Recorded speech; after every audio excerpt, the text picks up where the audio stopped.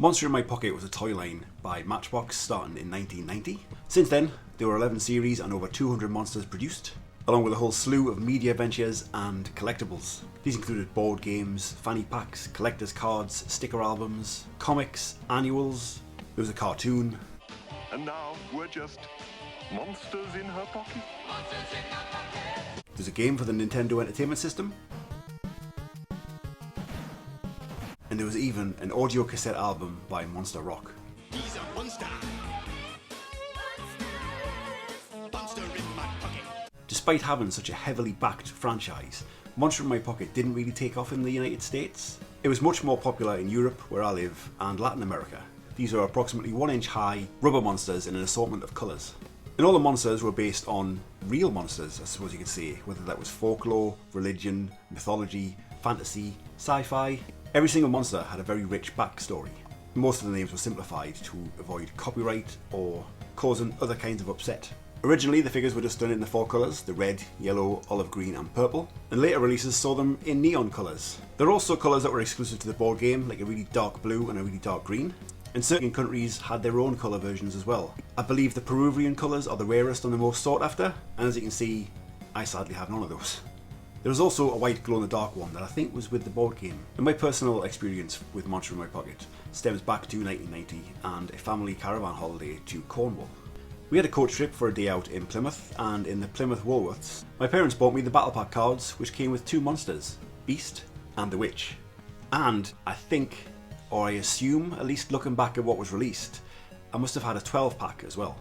And the figures I remember having back then were Werewolf, because every 12 pack came with a 25-point monster, Redcap, the Hunchback, Ghost, the Winged Panther, Skeleton, Cerberus, Mummy, Zombie, the Invisible Man, Mad Scientist, and the Spring-Heeled Jack. Now these were released when, at school, I was in the middle of studying Greek mythology, so seeing little figures of like Medusa and Cerberus was just everything I needed right then. And the inner turmoil of only having the 12 when I knew that there was 48 thanks to these cards, and thanks to this glorious checklist that was included with the packs, was very, very tense indeed.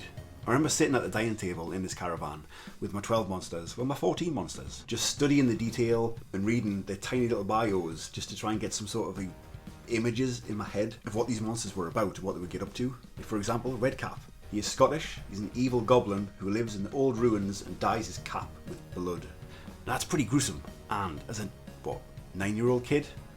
Yes please.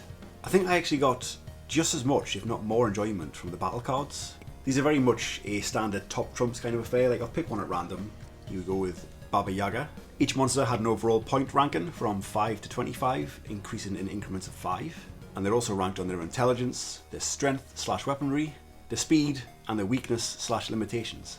So yeah, just countless games, playing this with my little brother, trying to convince my mum and dad to play as well.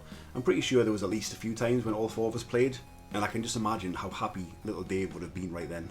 So when I was going back and trying to collect this entire line, I knew that I needed the cards, and they weren't exactly difficult to get, but it took a while to find an absolutely complete set, and if I was going to have them, I needed all 48.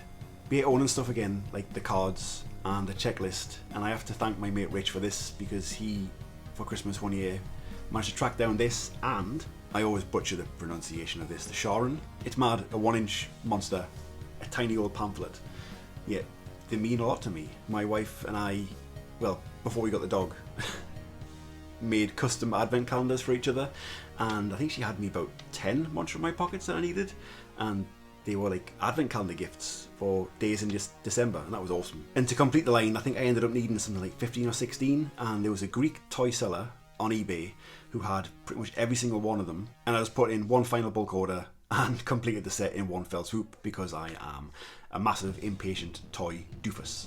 Like, I am so happy to have a complete set of Series 1, but if I'm honest, there is 2 items of Monster in My Pocket merchandise that elude me and that I would love to have.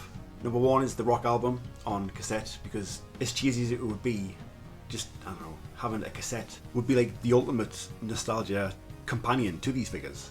And then there was the Monster Mountain itself. Oh man, this was a large plastic display base for all of the monsters. It had 48 slots, 48 stickers with the names on. And I've got a saved search for this on eBay, but they're always so expensive, like 120 quid is like the base price, and